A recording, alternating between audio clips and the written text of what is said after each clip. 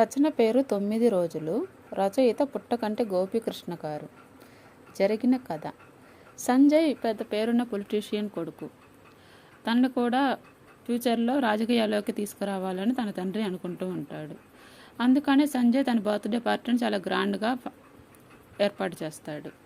ఆ బర్త్డే పార్టీకి మాయా అనే పేరున్న హీరోయిన్ని గెస్ట్గా ఇన్వైట్ చేస్తారు. 10 స్టూడియోలో యాంకర్గా అనిత అనే అమ్మాయి పనిచేస్తుంది. ఆ రోజు మాయని అనిత ఇంటర్వ్యూ చేయడానికి రెడీగా ఉంటుంది. తరువాత ఒకసారి నీ వార్త ప్రసారం చేయాలో నిర్ణయించుకున్నాక అవసరాన్ని బట్టి అసైన్మెంట్ డిపార్ట్మెంట్ రిపోర్ట్లని కెమెరామెన్లని అలాట్ చేస్తుంది. వారు అవసరాన్ని బట్టి అవకాశాన్ని బట్టి సంపాదించిన న్యూస్ని స్టూడియోకి రిలే చేస్తారు. తనకు సంబంధించిన విషయాలు తనకిష్టమైన విషయాలు అనటంతో అనితకి చెప్పటం చాలా కష్టం. మాయ కూడా పూర్తి ఇంట్రెస్ట్ చూపిస్తూ అన్నీ ఆసక్తిగా గమనిస్తుండటంతో అనిత ఇంకా ఉత్సాహంగా చెప్తుంది. మాయ మధ్యలో కల్పించుకొని ఒక్కోసారి వేరే ఊరి నుండి వార్తలు అవసరం అవుతాయి కదా, అప్పుడేం చేస్తారు అని అడిగింది.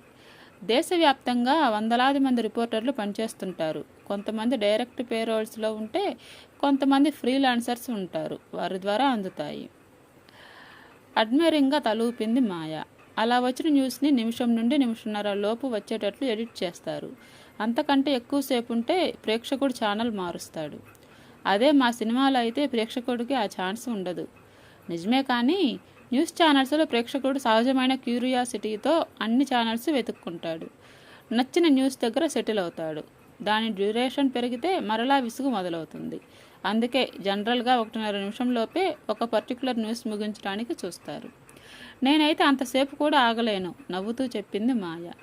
అలా ఎడిట్ చేసిన న్యూస్కి రైటర్లు కామెంటరీ రాస్తారు. ఆ తర్వాత అది video coordinators, news tape editors, producers, directors, reporters, anchors ద్వారా మీకు అందుతుంది. Very interesting. డ్రాయింగ్ రూమ్లో కూర్చొని న్యూస్ చూసే ప్రేక్షకుడికి దాని వెనుక ఇంత తతంగం ఉంటుందని అర్థం కావాలంటే అందరికీ ఒకసారి ఈ సెటప్ చూపించాల్సిందే, నవ్వేసింది అనిత. చాలాసేపు అయినట్లుంది, ఇక మనం ఇంటర్వ్యూ ప్రిపరేషన్స్ చూద్దాం రండి అని ఇంటర్వ్యూ కోసం డ్రాయింగ్ రూమ్ సెట్లోకి దారితీసింది. అప్పటికి అక్కడ లైటింగ్ ఏర్పాట్లు అన్నీ పూర్తి చేశారు. వీరు రాగానే ఇద్దరికి మైక్రోఫోన్లు అమర్చి రెడీ చేశారు. దాదాపు గంట పట్టింది రికార్డింగ్ పూర్తవటానికి. అన్ని రొటీన్ ప్రశ్నలు, రొటీన్ సమాధానాలు. అందుకే ఇలాంటి ప్రోగ్రాంలంటే అనితకి విసుగు. కానీ అదెక్కడా మొహంలో కనపడకుండా జాగ్రత్తగా మేనేజ్ చేసింది. మీకు విషయం చెప్పాలనుకున్న అభిమానులకి ఒక SMS నెంబర్ ప్రొవైడ్ చేశాం మాయా గారు. మాకు వచ్చిన మెసేజ్లన్నీ మీకు పంపిస్తాం. ఎక్కడికి పంపమంటారు అడిగాడు మార్కండేయులు. మేము ఇక్కడ ఉన్నప్పుడు ఉండటానికి ఒక అపార్ట్మెంట్ తీసుకున్నాను. నేను ఉన్నా లేకపోయినా కింద సెక్యూరిటీ వాళ్ళకి చేరిస్తే తర్వాత నాకు అందుతాయి అని తను ఉండే అపార్ట్మెంట్ అడ్రస్ చెప్పింది. ఒక్కరే ఉంటున్నారా? ఒకంత ఆశ్చర్యంగా అడిగింది అనిత. లేదు, మమ్మీ కూడా ఇక్కడే ఉండటానికి ప్లాన్ చేస్తుంది.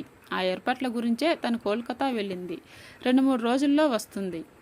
అయితే త్వరలో ఫుల్ ఫ్లెడ్జర్గా హైదరాబాదీలైపోతారన్నమాట అంటూ అందరూ సాదరంగా కారు దాకా వచ్చి వీడ్కోలు ఇచ్చారు మాయకి.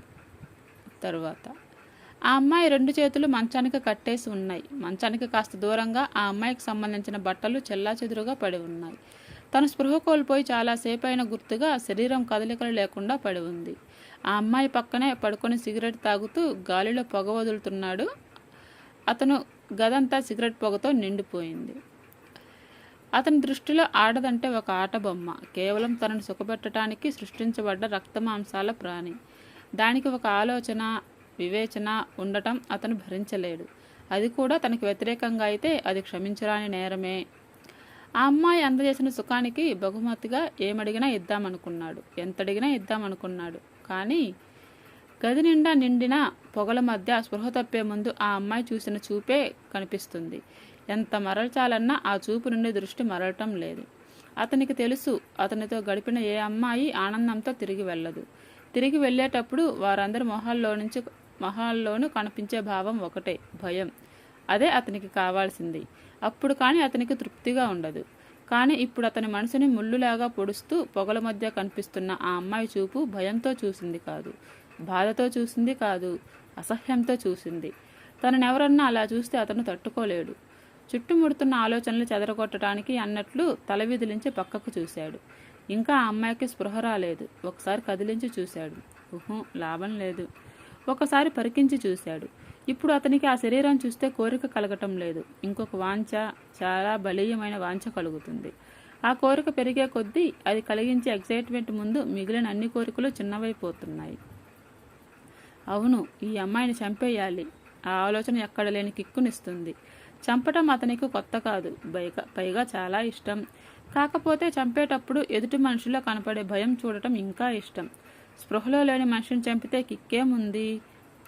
ఈ అమ్మాయికి ఎప్పుడు స్పృహ వస్తుందో. చేతికి రిమోట్ దొరికింది. నొక్కాడు. టీవీ ఆన్ అయింది. పొద్దున ప్రసారమైన ప్రోగ్రాం రిపీట్ టెలికాస్ట్ అవుతోంది. టీవీ శబ్దానికేమో పక్కన శరీరం కొద్దిగా కదిలింది. స్పృహ వస్తున్నట్లుంది. దిండు కింద నుండి కీచైన్ తీశాడు. దానిలో నెయిల్ కట్టర్తో ఉండే బ్లేడ్ లాంటిది 2 అంగుళాల సైజులో ఉన్న పదునైన కత్తి మడతపెట్టి ఉంది. దానిని విడదీసి పదును చూడటానికి అన్నట్లు ఎడమ చేతి వేలి మీద సన్నగా రాశాడు. ఆ మాత్రానికే సన్నగా తెగి రక్తం వచ్చింది. చప్పున వేలు నోట్లో పెట్టుకున్నాడు. అప్పుడప్పుడే స్పృహ వస్తున్న ఆ అమ్మాయి మీద అటొక కాలు ఇటొక కాలు వేసి కూర్చున్నాడు అతను. మీద బరువుకి హఠాత్తుగా కళ్ళు తెరిచింది ఆ అమ్మాయి. ఎదురుగా కనిపిస్తున్న మొహం చూడగానే అసహ్యంతో మొహం జలధరించింది. టక్కున కళ్ళు మూసుకుంది. చెంప మీద సన్నగా తట్టాడు కళ్ళు తెరవమన్నట్లు. ఇంకా భయం లేదు, నీ ప్రాబ్లమ్స్ అన్నీ సాల్వ్ చేస్తున్నాను, మెల్లగా చెప్పాడు కళ్ళు తెరిచిన ఆ అమ్మాయి వంక చూస్తూ. ఏమీ అర్థం కానట్లు చూసింది ఆ అమ్మాయి. చేతిలోని ఆయుధం చూపించాడు. ఒకే ఒక్క స్లైస్, నొప్పి తెలిసేలోపే అయిపోతుంది. గొంతు మీద చిన్న కోత, అంతే. జరగబోయేది తెలిసి విహ్వలంగా వెనక్కి విరుచుకుందా అమ్మాయి. తల వెనక్కి వెళ్ళి కంఠం ఎదురుగా కనిపిస్తోంది. అనుభవజ్ఞుడైన క్రికెటర్ అలవాటైన షాట్ కొట్టినట్లు అతని చెయ్యి స్మూత్గా కదిలింది. ఫౌంటైన్లో నుండి ఎగజిమ్మినట్లు రక్తం ఎగిసిపడింది. ఒడ్డున పడిన చేపలాగా ఆమె శరీరం కొట్టుకుంటోంది. మంచం మీద నుంచి లేచి కత్తి మీద రక్తాన్ని ఆమె శరీరానికే తుడిచి పక్కన కుర్చీలో కూర్చొని ఆమె శరీరంలో చలనం పూర్తిగా ఆగిపోయే వరకు తదేక దీక్షతో చూశాడు. నెమ్మదిగా బాహ్య ప్రపంచంలోకి వచ్చి గట్టిగా మోగుతున్న టీవీ వంక చూశాడు. టీవీలో మాయని అనిత చేసిన ఇంటర్వ్యూ ప్రసారమవుతోంది. నెమ్మదిగా అతని పెదవుల మీద చిరునవ్వు వెలిగింది. తరువాత నువ్వే, ముందు మీ ఇద్దరిలో ఎవరు? టీవీ వంక చూసి పెద్దగా అరిచాడు. తన మాటలకు తనే మురిసిపోతూ ఆగకుండా నవ్వటంలో మునిగిపోయాడు. తరువాత అర్ధరాత్రి దాటింది. సిటీకి దూరంగా నాగపూర్ హైవే మీద రోడ్ నుండి కొద్దిగా లోపలికి వెళ్తే కనిపిస్తుంది ఆ ద్రాక్ష తోట. రణగొణ ధ్వనుల నుండి దూరంగా నిశ్శబ్దంలో మునిగిపోయి ఉంది ఆ తోట. అప్పుడప్పుడు ఒక తీతువు పిట్ట వికృతంగా అరుస్తూ అటూ ఇటూ ఎగురుతోంది. రోడ్డు మీద నుండి తోటలోకి వెళ్లే దారి చీకట్లో మునిగిపోయింది. ఆ చీకట్లో ఆటో హెడ్లైట్ చూపించే గుడ్డి వెలుతురు సాయంతో పడుతూ లేస్తూ ముందుకు వెళ్తోంది ఒక ఆటో.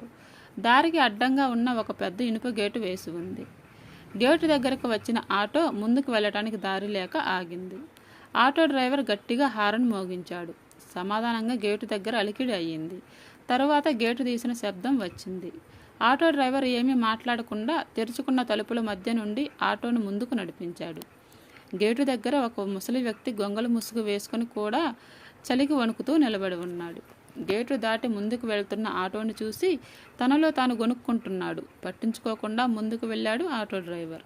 మరో 3 నిమిషాలు ప్రయాణించాక ఆటో దూరంగా కనిపిస్తున్న బంగళా ముందు ఆగింది. ఆ బంగళాన్ని చూడగానే అది రోజువారీ వాడుకలో లేదని అర్థమైపోతుంది. ఆటో డ్రైవర్కి పోర్టుకోలోనే కూర్చొని సిగరెట్ తాగుతూ కనిపించాడు చిన్న దొర. దండాలు దొర, జవాబుగా ఒకసారి కళ్ళెత్తి చూశాడు అతను. ఎర్రగా చింతనిప్పుల్లాగా ఉన్న ఆ కళ్ళను చూసి ఆటో డ్రైవర్కి వెన్నులో నుండి వణుకు వచ్చింది. 500 రూపాయల నోట్ల కట్ట ఒకటి ఆటో డ్రైవర్ మీదకి విసిరేశాడు అతను. అది చూడగానే ఆటో డ్రైవర్కి గది లోపల ఏమి చూడాల్సి ఉంటుందో అర్థమయ్యింది. సాయంత్రం తన ఆటోలోనే వచ్చిన ఆ అమ్మాయిని తలుచుకొని అతనికి కడుపులో దేవినట్లయింది.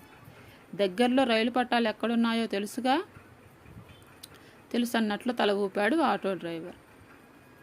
3వ రోజు Maurya apartments, Jubilee hills. Sanjay drive చేస్తున్న కారు అపార్ట్మెంట్స్ ఎదురుగా ఆగింది. ఇదేనా? అడిగాడు పక్కన కూర్చొని దారి చూపిస్తున్న వ్యక్తిని. ఇదేనన్నా, కాన్ఫిడెంట్గా చెప్పాడు అతను. ఇది చాలా కాస్ట్లీ అపార్ట్మెంట్స్ కదరా.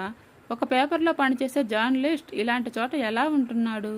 జనాంతికంగా అని కారుని గేటు వైపు నడిపాడు సంజయ్. అక్కడ ఉన్న సెక్యూరిటీ గార్డు కారు దగ్గరికి వచ్చాడు. ఎవరింటికి వెళ్ళాలి సాబ్? ఏం చెప్తే గాని గేటు తీయవా? కోపంగా అరిచాడు సంజయ్. సారీ సాబ్, వెళ్ళవలసిన అపార్ట్మెంట్ వాళ్ళు పర్మిషన్ ఇస్తే కానీ ఎవరిని లోపలికి పంపకూడదనేది ఇక్కడ పాలసీ, తెచ్చిపెట్టుకున్న నమ్రతతో చెప్పాడు గార్డ్. కోపాన్ని కంట్రోల్లో చేసుకొని కారు దిగి, పద 314కి కనెక్ట్ చేసి నాకివ్వు, నేను మాట్లాడతాను అన్నాడు. గార్డు ఏదో అనబోయి ఆగిపోయాడు. అక్కడ ఉండేది పెద్దవాళ్ళు, వచ్చేది పెద్దవాళ్లే, అనవసరపు గొడవలు ఎందుకు అనుకొని సెక్యూరిటీ పోస్ట్లో ఉన్న ఫోన్ని 314కి కనెక్ట్ చేసి వచ్చిన అతనికి ఇచ్చాడు. సంజయ్ మాట్లాడి ఫోన్ మరలా గార్డుకి ఇచ్చాడు. గార్డు అవతల వారు చెప్పేది విని, సరే సాబ్, అలాగే సాబ్ అని ఫోన్ పెట్టేసి పరిగెత్తుకు వెళ్ళి గేటు తీశాడు. లోపలికి వస్తున్న కారుని విజిటర్స్ పార్కింగ్ వైపు డైరెక్ట్ చేసి పంపాడు. తర్వాత తన దగ్గరున్న రిజిస్టర్ తెరిచి కారు నెంబరు, వచ్చిన టైం, ఎవరి కోసం వచ్చిందని నోట్ చేశాడు. సింగిల్ డిజిట్ కారు నెంబర్ చూసి ఎవరో పెద్దవాళ్ళు అనుకున్నారు, కానీ అంతకంటే ఎక్కువ ఆలోచించలేదు. సంజయ్ తనతో వచ్చిన వ్యక్తిని కారు దగ్గరే ఉండమని చెప్పి తను లిఫ్ట్ వైపు నడిచాడు. గోడల మీద కొత్త వాళ్ళకి కూడా అర్థమయ్యేటట్లుగా నీట్గా డైరెక్షన్స్ రాసి ఉన్నాయి. వాటిని చూస్తూ తను వెళ్ళవలసిన లిఫ్ట్ ఎక్కాడు. ఫ్లాట్ నెంబర్ 314కి ఎదురుగా నిలబడి ఎదురు చూస్తున్నాడు ధనుంజయ్. సంజయ్ను చూడగానే ఆహ్వానించి గదిలోకి తీసుకెళ్లాడు. లోపల హాల్లో కూర్చున్న వెంటనే అడిగాడు సంజయ్, నువ్వేనా ఆ వార్త రాసింది? ఏ వార్త గురించి మాట్లాడుతున్నారు? ఎదురు ప్రశ్నించాడు ధనుంజయ్. నేనెవరో, ఇక్కడికి ఎందుకు వచ్చానో ఊహించలేనంత మూర్ఖుడివి కాదని నాకు తెలుసు. అడిగిన దానికి సమాధానం చెప్పు. ఒక్క క్షణం ఆలోచించుకున్నట్లు ఆగి చెప్పాడు ధనుంజయ్. అవును, నేనే అది రాసింది. చూడు, నువ్వు రాసిన వార్తకి భయపడిపోయి నేను ఇక్కడికి రాలేదు. దేనిని ఎలా మేనేజ్ చేయాలో నాకు తెలుసు. నాకు కావాల్సింది నీకు ఆ సమాచారం ఎవరో అందించారో ఆ వ్యక్తి పేరు మాత్రమే. ఎక్కువ నాంచకుండా అతనెవరో చెప్పు. అతనెవరో నాకు తెలియదు. ఫోన్లో వివరాలు చెప్పాడు. దాని ఆధారంగా నేనే పరిశోధన చేసి రాశాను. నాకు తెలుసు, ఫోన్లో ఇచ్చిన ఇన్ఫర్మేషన్ ఆధారంగా వార్తలు రాయగలవు. ద్రవ్య దృష్టితో చూసి మేము కొన్ని ఆస్తి తాలూకా డాక్యుమెంట్స్ 2 లోపాలు పసిగట్టగలవు. ఎన్ని మహిమలు లేకపోతే నీకు వచ్చే 25,000 జీవితానికి 25,000 అద్దె పెట్టి ఇక్కడ ఉండగలవు. మీరు నమ్మినా నమ్మకపోయినా నాకు తెలిసింది చెప్పాను. బ్లఫ్ చెయ్యొద్దు ధనుంజయ్. ఏ పామును ఎంత కర్రతో కొట్టాలో బాగా తెలిసిన వాడివి.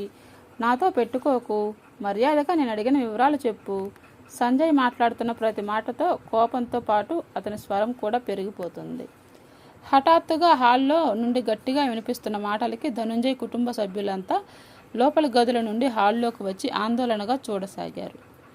నాకు తెలిసింది ఆల్రెడీ చెప్పాను, అంతకంటే చెప్పడానికి ఇంకేమీ లేదు, కూల్గా చెప్పాడు ధనుంజయ్. ఏంటిరా నువ్వు చెప్పేది నేను వినేది? నేనెవరో, నా సంగతేమిటో తెలిసినట్లు లేదు.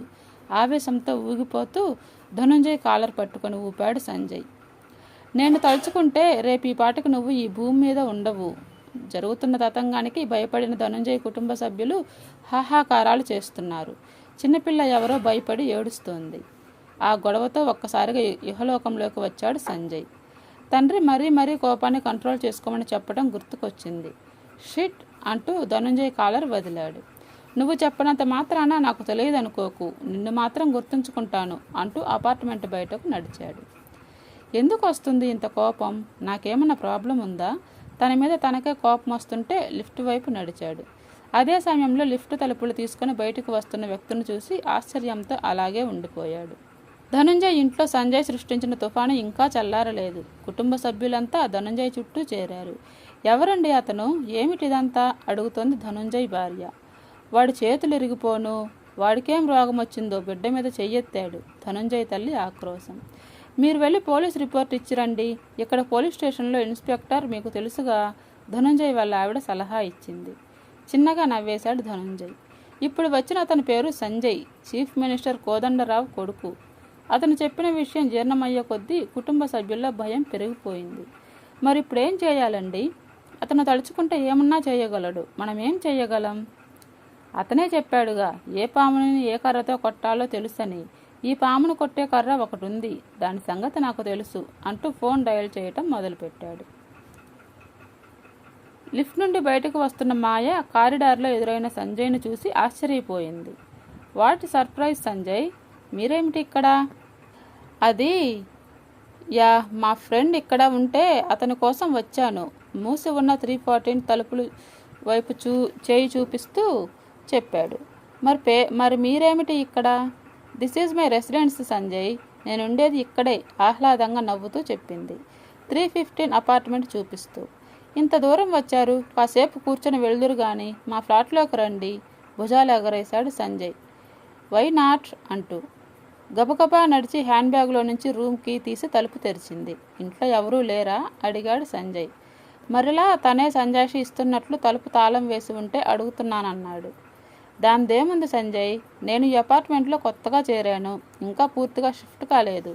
ఆ మాటకొస్తే హైదరాబాద్కి పూర్తిగా షిఫ్ట్ కాలేదు. మమ్మీ ఆ ఏర్పాట్లు చూడటానికే కోల్కతా వెళ్ళింది.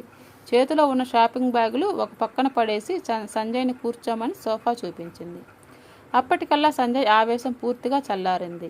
అనుకోకుండా అంది వచ్చిన మాయ కంపెనీ ఆహ్లాదాన్నిస్తుంటే సోఫాలో వెనక్కు వాలి రిలాక్స్ అయ్యాడు. ఫ్రిడ్జ్లో నుంచి తెచ్చిన కూల్ డ్రింక్ క్యాన్ సంజయ్కి అందించి అతను ఎదురుగా కూర్చుంది మాయ. అన్నట్లు నిన్న మీ ఇంటర్వ్యూ చూశాను. You are gorgeous in that interview. Thank you. సగం క్రెడిట్ అనితకు వెళ్ళాలి. చాలా బాగా కండక్ట్ చేసింది ఇంటర్వ్యూని. అది మామూలే, అనిత ఉందంటే ప్రోగ్రామ్ సక్సెస్సే. అది సరే, నీ పిక్చర్ ప్రోగ్రెస్ ఎంతవరకు వచ్చింది? ఆల్మోస్ట్ అయిపోయినట్లే, ఏదో కొంతవరకు మిగిలి ఉంటే చేస్తున్నాం. నెక్స్ట్ ప్రాజెక్ట్ గురించి ఏమన్నా అనుకున్నావా? ఆ విషయాలన్నీ మా మమ్మీనే చూసుకుంటుంది, నేను పెద్దగా పట్టించుకోను సంజయ్. మాటకి జుట్టు సవరించుకుంటున్న స్టైల్గా మాట్లాడుతున్న మాయ అందాన్ని హఠాత్తుగా గమనించాడు సంజయ్. అంతకుముందు ధనుంజయ్తో జరిగిన గొడవ కారణంగా పాడైన మూడ్ ఒక్కసారిగా రొమాంటిక్గా మారింది. ఎదురుగా కూర్చున్న మాయ లేచి బెడ్రూమ్లోకి వెళ్ళింది. 1 minute సంజయ్ అంటూ షూటింగ్ డ్రెస్లో మాయ అందం మెలమెలా మెరిసిపోతుంది. నడిచి వెళ్తుంటే వయ్యారంగా ఊగుతున్న మాయ నడుము చూస్తుంటే సంజయ్ మనసు కూడా ఆమెతో పాటు బెడ్రూమ్లోకి దూరింది. బెడ్రూమ్లో నుండి అప్పుడప్పుడు వస్తున్న శబ్దాలు మాయ డ్రెస్ చేంజ్ చేసుకుంటున్నట్లు తెలుపుతున్నాయి. ఆల్రెడీ బెడ్రూమ్లో విహరిస్తున్న సంజయ్ మనసు అతన్ని కూడా బెడ్రూమ్లోకి రమ్మని ప్రోత్సహిస్తుంది. కొన్ని నిమిషాల క్రితమే కదా కోపాన్ని కంట్రోల్ చేసుకోలేక ధనుంజయ్ని కొట్టబోయాడు. ఇంతలోనే ఈ అమ్మాయి మీద ఇలా అణుచుకోలేని ప్రేమ కలుగుతుందేమిటి? ఇంత తక్కువ సమయంలో ఇంత ఎక్స్ట్రీమ్ మూడ్ స్వింగ్ సహజమేనా? Am I all right? అతని మీద అతనికే సందేహం కలుగుతుంది. ఎంతసేపు జరగలేదు ఆ సంఘర్షణ. అతనిలో కోరిక యుక్తాయుక్త విచక్షణ జ్ఞానాన్ని జయించింది. లేచి బెడ్రూమ్ వైపు అడుగులు వేశాడు. అతను తలుపు దగ్గరికి వెళ్ళేటప్పటికీ అప్పుడే మాయ లోపల నుండి రాబోతుంది. కర్టెన్ అడ్డుగా ఉండటంతో సంజయ్ని గమనించలేదు. వేగంగా వచ్చి సంజయ్ని ఢీకొట్టింది. సంజయ్ని గుద్దుకోవడంతో బ్యాలెన్స్ తప్పుతున్న మాయను అతను పొదివి పట్టుకున్నాడు. హఠాత్తుగా జరిగిన సంఘటన నుండి తేరుకోవటానికి మాయకు 1 నిమిషం పట్టింది.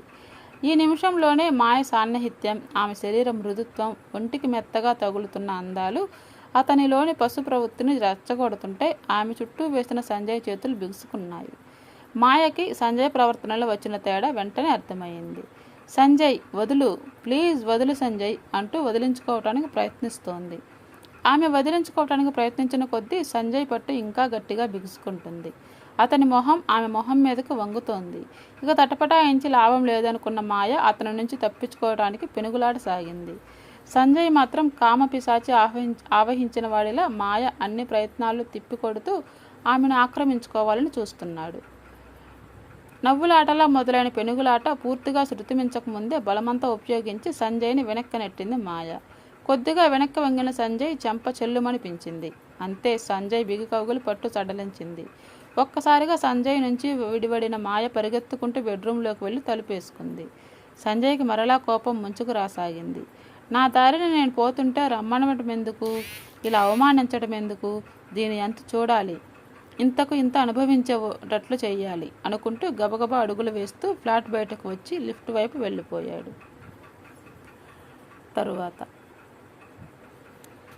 అప్పుడే 314 అపార్ట్మెంట్ తలుపు తెరుచుకుంది. ఒక వ్యక్తి బయటకు రాబోయి విసవిసా నడిచి వెళ్తున్న సంజయ్ని చూసి తిరిగి వెనక్కి వెళ్ళిపోయాడు. చాలాసేపటి క్రితమే తన అపార్ట్మెంట్ నుండి బయటకు వెళ్ళిన సంజయ్ ఇప్పటి వరకు ఎక్కడ ఉన్నాడో ధనుంజయ్కి కానీ అతనితో ఉన్న వ్యక్తికి కానీ అర్థం కాలేదు. సెక్యూరిటీ గార్డు నారాయణ ఆవులించాడు. వచ్చే నిద్ర పోగొట్టుకోవడానికి లేచి నుంచొని అటూ ఇటూ పచార్లు చేయసాగాడు.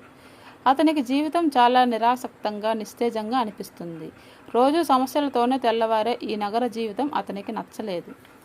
సమస్యలను సాల్వ్ చేయడానికి అలవాటు పడిన అతనికి సమస్యలతో సహజీవనం చెయ్యవలసి రావటం భరించరానిదిగా ఉంది. నారాయణ ఆర్మీ నుండి రిటైర్ అయి 2 ఏళ్ళు అయింది. ఆర్మీలో చేస్తున్నంతకాలం ఎప్పుడెప్పుడు బయటికి వెళ్తామా, ఎప్పుడు సొంత రాష్ట్రానికి చేరుకుంటానా అని ఎదురు చూశాడు. ఒకసారి బయటికి వస్తే ఎక్స్ సర్వీస్ మ్యాన్ రిజర్వేషన్ కింద ఏదో ఒక గవర్నమెంట్ ఆఫీసులో ఉద్యోగం రాకపోతుందా, బతకలేకపోతామా అనుకున్నాడు. కానీ పరిస్థితులు ఎలా మారిపోయాయో బయటికి వచ్చాక కానీ తెలియలేదు. రిజర్వేషన్ ఉంది, ఉద్యోగాలే లేవు. తన తెలివితేటల మీద ఉన్న నమ్మకం నెమ్మదిగా సడలిపోతుంటే వేరే దారి లేక హైదరాబాద్ వచ్చి ఈ సెక్యూరిటీ ఏజెన్సీలో చేరాడు. నెలకి 3,000 ఇస్తారు. 12 గంటలు డ్యూటీ చెయ్యాలి. వచ్చే పెన్షన్ డబ్బులు ఈ జీతానికి కలిపిన సిటీలో 20వ తారీఖు దాటేపటికి జేబులో పైసా ఉండటం లేదు. ఈ పద్మవ్యూహం నుండి ఎలా బయటపడాలో ఈ నారాయణకే కాదు, అలనాటి అర్జునుడే ఇప్పుడు వచ్చినా అతని వల్ల కాదు. నిట్టూర్చాడు నారాయణ. ఒక్క డబ్బులనే కాదు, చేసే పనిలో ఏమాత్రం ఛాలెంజ్ లేదు. కనీసం పనిచేసేది ఏ బ్యాంకులోనో ఆఫీసులోనో అయితే మనుషులన్నా కనపడేవారు. ఇక్కడ అది లేదు. కారు నెంబర్లు తప్ప కారులో ఉన్న మనుషులు కూడా కనపడరు. టైం చూసుకున్నాడు. 3:30 అయింది. 4ంటికి నెక్స్ట్ షిఫ్ట్కి రావలసిన శంకర్ వస్తాడు. 4ంటికి బయలుదేరి రైల్వే స్టేషన్కి వెళ్ళాలి. ఈరోజు సాయంత్రం 6 గంటలకి తిరుపతి వెళ్ళే ట్రైన్లో తన కుటుంబానికి రిజర్వేషన్ చేయించాడు. ఒకసారి తిరుపతి వెంకన్నని దర్శించుకొని వస్తానన్న దశ తిరుగుతుందేమోనన్న ఆశ. 4 దాటితే ఇక్కడి నుండి బయలుదేరి సికింద్రాబాద్ రైల్వే స్టేషన్కి 6 లోపు చేరుకోవటం కష్టం. ఒకసారి శంకర్కి ఫోన్ చేసి వస్తా అనుకొని అపార్ట్మెంట్కి ఎదురుగా ఉన్న పే ఫోన్ దగ్గరికి వెళ్ళి కాయిన్ బాక్స్లో రూపాయి నాణెం వేసి శంకర్కి ఫోన్ చేశాడు. నారాయణ, ఇక్కడ ఏదో యాక్సిడెంట్ అయిందయ్యా, పూరా ట్రాఫిక్ జామ్ అయింది. నువ్వు వెళ్ళిపో, నేను చూసుకుంటాను. ఒకరోజు కాసేపు గార్డు లేకపోతే కొంపలేమన్నా మునుగుతాయా? సాంచాయించకు, నువ్వెళ్ళు. ధైర్యం మార్గం చూపించాడు శంకర్. అతను వచ్చే వరకు వేచి ఉంటే ఇక నా పని అయినట్లే అనుకున్నాడు నారాయణ.